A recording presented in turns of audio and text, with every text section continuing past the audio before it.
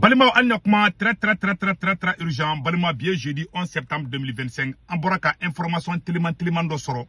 Malion, ko Bambachi Wale Moronunu, Koufle Malini, la Djinefana frontière, l'Ambeka Kuma Ofe Romina. Oui, Anga Siterindo Djeni Mali, Ani la Djine frontière. Anduga Arabma Chamabo Saran Nefekana. Donc, Koutara Kouye Siterindo Djeni no, Mena Imajuirala. Malini, Sénégal frontière là. Comme Mali armée citerne do escorté Kabul et Sénégal frontière la kana ou munia to ko saraka kemeno fana segere foyana bi c'est que tu vas regarder dar forle lu de ay information flana mi soroko e Bambachi Wale mogo ye e bingani wale fla de ke segu marala segu dugu dobe ko se ani matan ku taraka taka dangare ke yoro do la sans ani yangaso kutara yoro fana kata ataki ke donc agno information sur ameno lu be détail en même temps aussi ko armée tara Mali ni Sénégal frontière la ko Mali sura su tara ko ka fendo escorter bisi do wantaro citerne do escorter ameno fana top secret fo ngena Malion yananga tanya fait et puis janfa do be ka ben Mali janfa do be Mali sura su contrôle amena tlaka kuma oro fana kan bi video kali de Malion Mali ani la Djine frontière au nanga janga na janyo fe Malion Kouré Mali aya la je aya la je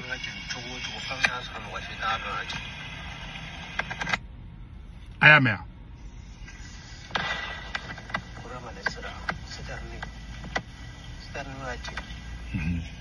Kouré Mali sera citerni be ka jine obela jile ya kuma kame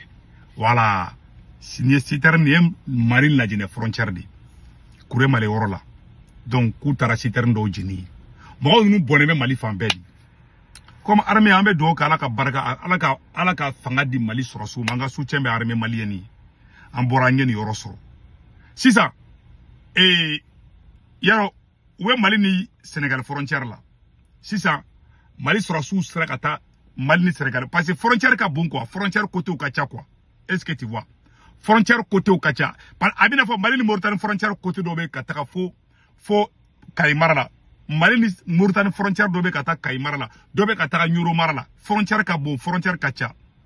Est-ce que tu vois? Donc, il sait qu'à contrôler 100%. Donc, c'est ça. Un même mouvement, Mali ni Sénégal frontière là. Anya mekanga sura sutara kuye anga minando la du Malio négociation de kara modibo kone négociation de kani jatike wale mogo yi oda to ye sara labla voilà oda to ye sara labla ima o tara Guinée fana fenge oroko so ka négociation kani mogo nya main kumaro la ni négociation meke ka échange de prisonniers ke ne to contrôle la de anga surasu do bubolo ufana ka mogo do bambulo ambuga mogo du ngaba nga surasu dama ube oye Malien do mene ambise ka négociation ke anga ambuga mogo do bla ufana banga mogo échange de prisonniers olu connaît olu contrôle ali Amérique boke mais ka négociation de ke ka waru ni fon duma kuma be ku kan yoro nto ende u kan keta de che hotel la banku ibu kala di voilà donc c'est ça man la Djine frontière ta dorata de war de dira jatike wale mogo nunuma aywa amena fendo kala Mali anga janga nyor la menyo fe yaro avec armée blad danger do la combien d'amètres la anan teka kuma la me abado ko isira mi ci en fo nyogo yego aya la me de ci en fo nyogo ya tinde voilà avec mogo mun ke Mali juguye surasu juguye na masabala mi ci nduma wallahi billahi aya la me de ni jugube Mali la ni jugu banga surasu la aya la me de oye mumbe surasu tato to ga mission na ku filmer wallahi ulde jamana jugu fube sina buge ni ndebe Mali bolo jamana jugu mate muba aya la me de le plan na beji ulle me jara transo no fe surasu ga do jara ko be ba do ko mission do amugo ka chaturu mais population do ni marfo téléphone bolu ko pour filmer aya la me de même ubita dugumina atigi ba benye fo atange ni jari sube kai surasi wulila Bamako n'u bɔra Katinda fɛ Katikaw b'u filime k'u bɛ ka taa Kayi n'u sera Jɛmakaw b'u filime k'u bɛ ka taa Kayi ni tanga tɛ Jarisi min kɔ o surasiw bɛ taa Jarisi jumɛn sɔrɔ o yɔrɔ la donc a ye filime ni lajɔ bɛ degun de se jamana ma ni degun tɛ a tɛ foyi s'u ma wallahi ni Mali ko a bɛ nɔ bɔ nin kɛlɛ in na réseaux sociaux bila a bɛ tigɛ de voilà ou bien ni surasiw ka image yera mɔgɔ min kun u tatɔ mission na olu ka ɲangi dɛ a banna kɛlɛkɛminɛn tɛ se ka tugu ka don Mali kɔnɔ tugun k'a sɔrɔ kɛlɛkɛminɛn jamana bɛɛ de b'a san mais tɔw t'u ta publicité kɛ tan ni indépendance tɛ n'anw ta bɛ to don min na non caméra bɛɛ de bɛ na wallahi Bilali kisɛ hakɛ min bɛ don Mali la jamana wɛrɛ mɔgɔw b'a dɔn marifa min bɛ Mali bolo Jarisiw b'a dɔn kuma bɛ filɛ a ye sabali a ye nin dabila kuma bɛ filɛ a ye surasiw hinɛ minɛ ten dɔ kɛra voilà jara jɔra tan mɔgɔ joli bɛna taa chômage la voilà mɔgɔ ba joli de bɛ baara kɛ jara transport la voilà ni kuma diyara an da an b'a fɔ a bɛ mɔgɔ miliyɔn bɔ min dabalo da la voilà a bɛ joli de ladon Mali gouvernement kun nin bɛɛ bɛ jɔ ka sababu kɛ aw ka partageli ani taboteli nɔ ye k'a bila dɔrɔn ka zɛm sɔrɔ n ka partage Allahu akbar a ye sabali sinon an bɛ ɲɔgɔn sɔrɔ kuma bɛ filɛ ni ma bɔ Segu Tunkara da dɛ ne ye nin kuma fɔ ka dɛsɛ parce que fɛn dɔn baliw de bɛ ka Mali mara quoi Asimi Goita ye Mali a ye nɔnse ni tɛ fɛn dɔn a ka jugu dɛ aw ni ala cɛ aw yɛ bɛ jamana jumɛn na k'a ka armement filmer n'anw tɛ kuma bɛɛ aw de bɛ armement filmer la an bɛ yɔrɔ min na a b'a dogo de o cɛ ye kuma bɛ fɔ ne tɛ se ka dɔ wɛrɛ fara nin kan cɛ ye kuma bɛ fɔ nunu mana Mali libérer kama ni mɔgɔ mana Mali libérer kama nunu nana dɔrɔn k'u ta ɲini dɔrɔn an ye nin vocal fana lamɛn mama bɛ mɔgɔ b'a yɛrɛ kalama o bɛ miiri ta in cogo de la a ye namɛ dɛ c'est-à-dire ninnu ka ko jɛlen tɛ ninnu ye c'est-à-dire ninnu ye vagabond de ninnu nana ka na maliyɛnw ɲɛ ko ka yɛlɛn de ouais nka u bɛ ka su ko an na quoi u ye kɛlɛ feerekɛtɛ yɛlɛma a mɛnna c'est-à-dire ninnu u tɛ Maliko la voilà u bɛ yɛrɛ ko de la a banna Maliko tɛ ninnu intéressé non c'est fini ninnu ka nafa dɔrɔn fɛn bɛ u nafa a banna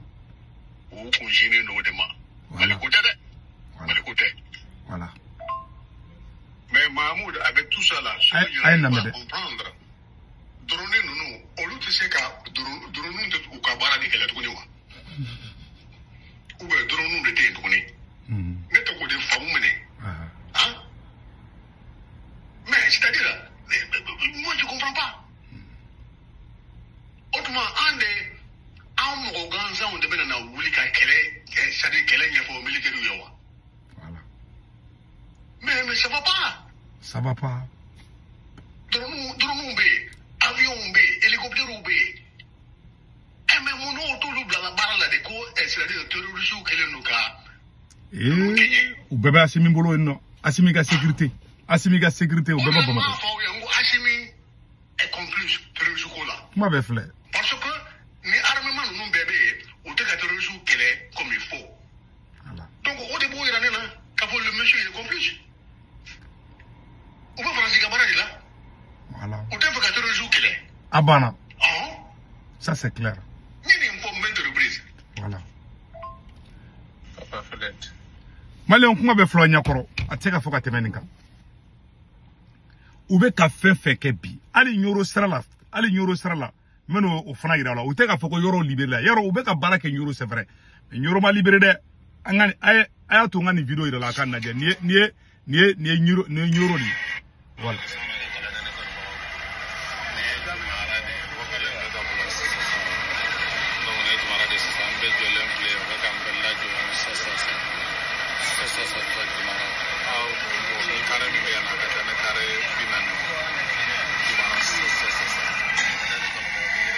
ni buye ka kalan ni an karamɔgɔ buye ka kalanden de k'u kɛlen bɛ k'u ka mobili lajɔ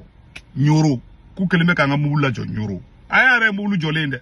ne tɛ se ka fɛn dɔw yira o la nin kɛra ni ça c'est à la minute kuma bɛ fɔlɔ ɲakɔrɔ donc an bɛ dugawu de kɛ ala ka armée ala ka fanga don armée la hali bi an bɛ armée kɔ quoi mais a ye bɔ propagande kɔnɔ quoi ka fɛn bɛɛ kɛ nkalon ye cɛ a ye tiɲɛ fɔ sa a ye tiɲɛ fɔ an ka jɛ an ka bolo di ɲɔgɔn ma an ka jamana in jɔ mais aw bɛ fɛ ka ko bɛɛ kɛ nkalon de a ye bɔ kɔnɔ o tɛ jamana jɔ donc ne ni information de sɔrɔ n ko m'a yira maliyɛn den bɛɛ lajɛlen na